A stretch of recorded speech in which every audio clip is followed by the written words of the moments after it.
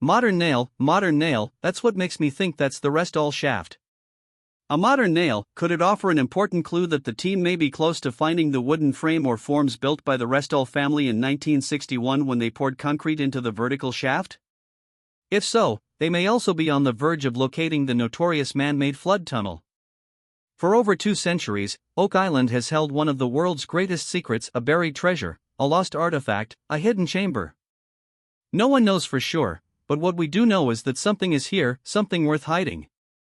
Smith's Cove has been a hotspot for strange discoveries, metal ship spikes from before the money pit was even found, a lead cross that could be linked to the Knights Templar, and layers of hidden structures beneath the shoreline.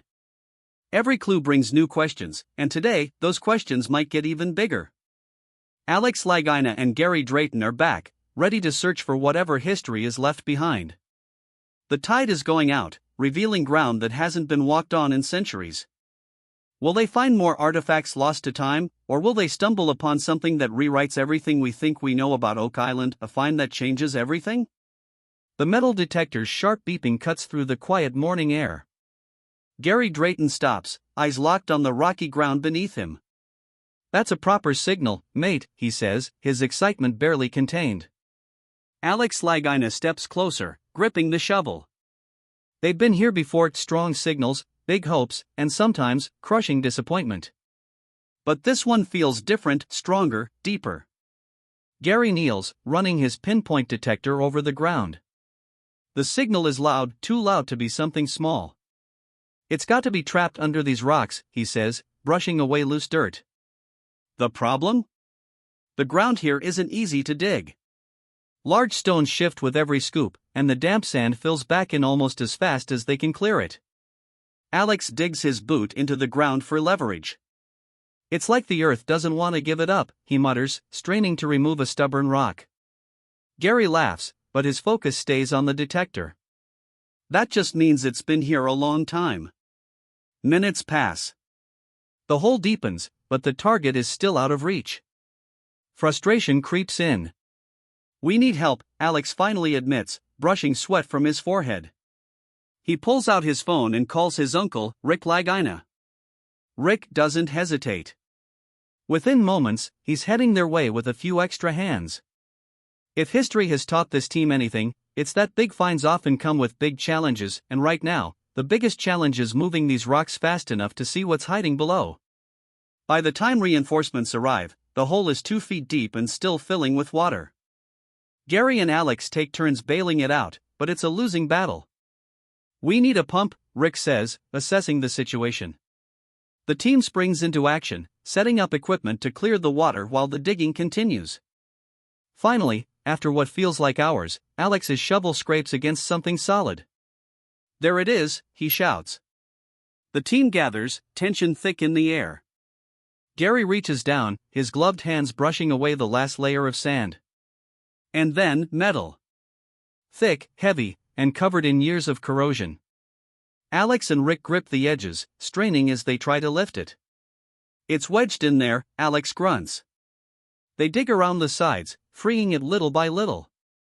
Finally, with one last heave, the object breaks loose. It crashes onto the shore, covered in thick layers of rust and sea growth. Silence. Then, Gary exhales sharply. "That," he says, "is not just a piece of junk." The team leans in, studying the rough shape beneath the corrosion, a plate, a panel, maybe even something bigger. No one knows yet, but one thing is certain, this find isn't ordinary. Rick nods. "We need to get this to the lab. Because if this artifact is what they think it could be, they might be one step closer to solving the greatest mystery on Oak Island." What is it? A lost relic? Or just another piece of scrap? The heavy chunk of metal sits on the damp shore, covered in thick layers of rust, mud, and concretion. No one speaks for a moment, everyone is just staring, processing what they've just pulled out of the ground. The weight of history, maybe even lost treasure, feels closer than ever. Gary Drayton crouches beside it, running a gloved hand over the rough surface. "This thing has been down there a long, long time," he mutters. The thick corrosion tells him that whatever it is, it didn't land here recently.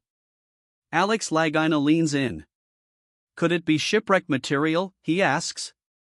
It wouldn't be the first time Oak Island's waters have swallowed ships before, and metal pieces from old wrecks have washed up over the years. But something about this object feels different. Rick Lagina wipes the mud from his hands and steps closer. "Look at the shape," he says. "It's not just a random chunk of iron. It has edges, structure, it looks like it belonged to something larger. Maybe a door, a hatch, a buried mechanism." The possibilities start swirling. Gary nods. "We found old ship spikes, we found tools, but this? This could be part of something important." He points to the thick incrustation covering the surface. "If there are markings underneath all this, we could be looking at a major clue." Rick turns to the team. "Let's think about what we've already found." They start piecing it together: the lead cross from centuries ago, the metal spikes older than the money pit itself, the strange wooden structures buried beneath Smith's Cove.